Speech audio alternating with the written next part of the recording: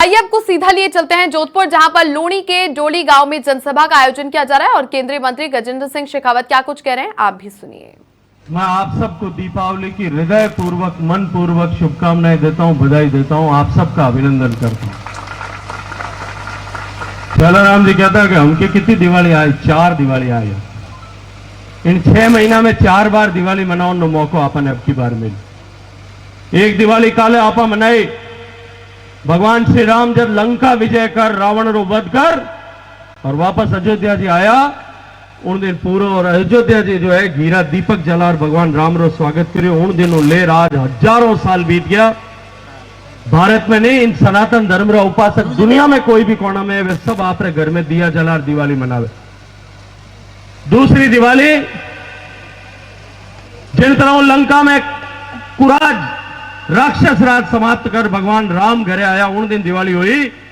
उन्हीं तरह इन राक्षस राज ने, इन कुराज ने समाप्त कर इन कांग्रेस ने निकम्मी सरकार ने परास्त कर और अब की बार 3 दिसंबर है जिन दिन भारतीय जनता पार्टी रो झंडो पूरा राजस्थान में बुलंद हुए और सुनामी आपकी कांग्रेस रो सफाई कर दे, उन दिन राजस्थान में राजस्थान का लोग दिवाली मनावा और दूसरी दिवाली हो।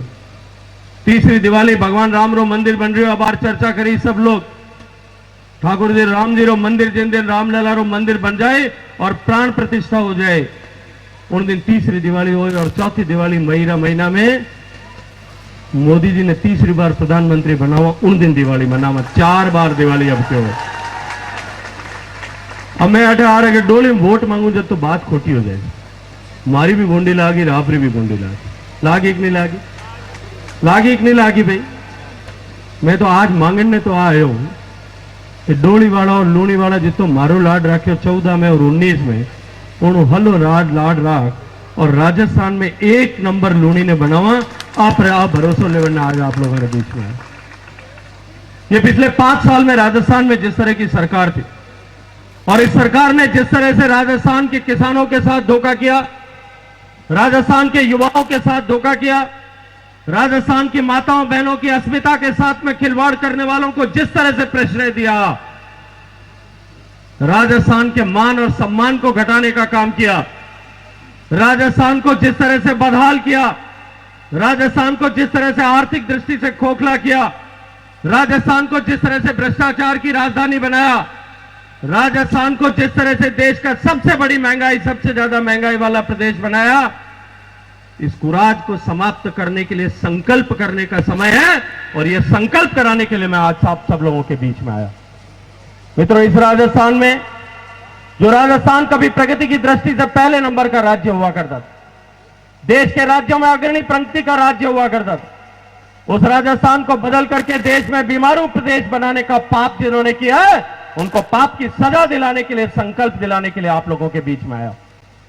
जिस तरह से पहले 10 साल 2014 से पहले 10 साल तक भारत में जिस तरह की सरकार थी, वो मौनी बाबा की सरकार के समय में जिस तरह से भ्रष्टाचार हुए थे, घोटाले हुए थे, जिस तरह से हिंदुस्तान हर मोर्चे पर विफल हुआ था, राजस्थान देश में जिस तरह के अराजक हालात थे, देश के सैनिकों के साथ जिस तरह की एक सम्मान किया जा रहा था, उस समय में देश ने जिस तरह की प्रतिज्ञा करके प्रचंड बहुमत के साथ में देश के और दुनिया के सारे कयासों को झुठलाते हुए नरेंद्र मोदी जी की पूर्ण बहुमत की सरकार बनाई थी, ठीक उसी तरह से एक बार फिर परिवर्तन करना और आमूलचूल परिवर्तन करने का संकल्प दिलाने के लिए आज आप लोगों के बीच में आया।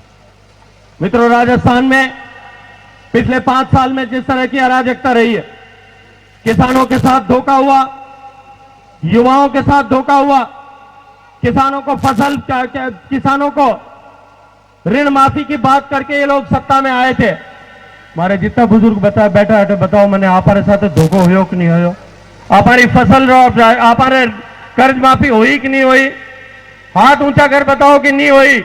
और मैं इन पत्रकारों को कहूंगा कि रिकॉर्ड करके इसको बताओ कि एक भी किसान की कर्ज माफी नहीं।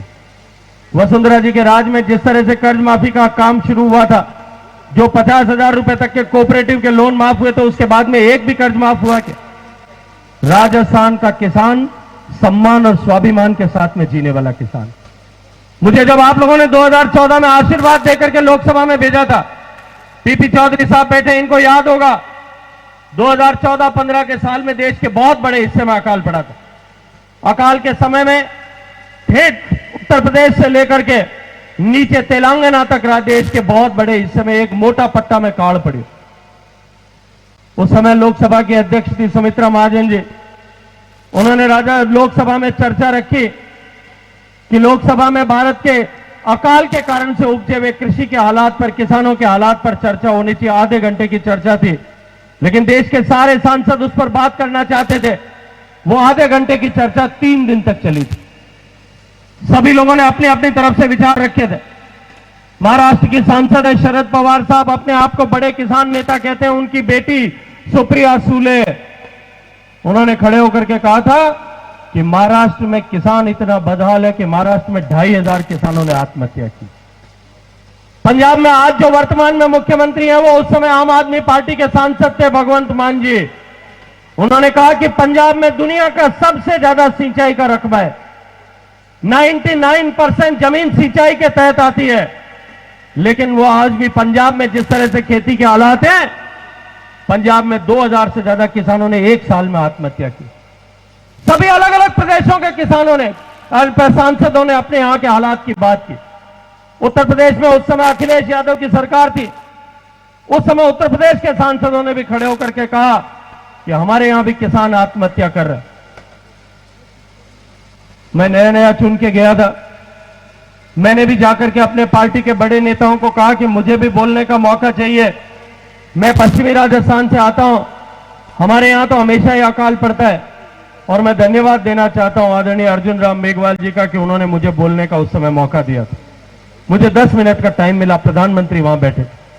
मैंने अपनी बात शुरू इन शब्दों के साथ में की थी कि मैं जिस क्षेत्र से आता हूं, पश्चिमी राजस्थान के उस रेगिस्तानी सूबे से, जहां अकाल मेरा मां जाया भाई है, मेरा सहोदर है, मेरे साथ में पैदा हुआ है। और 70 साल में से 60 साल तक हमारे यहां अकाल पड़ा है। कभी 4 आना अकाल पड़ा, कभी 8 आना अकाल पड़ा, कभी 12 आना अकाल पड़ा, कभी 3 साल लगातार अकाल पड़ा। मैंने कहा मैंने छपने का अकाल और छिन्नू का अकाल देखा नहीं, अपने बुजुर्गों से सुना है। 3-3 साल, 5-5 साल तक लगातार अकाल पड़ा था। लोगों ने छोड़े छोड़ करके खाना स्वीकार किया था, लेकिन देश भर मेरे मारवाड़ के किसी किसान ने आत्महत्या नहीं की थी। मैं गर्व के साथ में कह सकता था उस समय संसद में खड़े होकर के कि मेरे राजस्थान के स्वाभिमानी किसान ने अपनी आवश्यकताओं को कम किया होगा। गाय भैंस बकरी पाल करके अगर अपना आजीविका चलाई होगी, लेकिन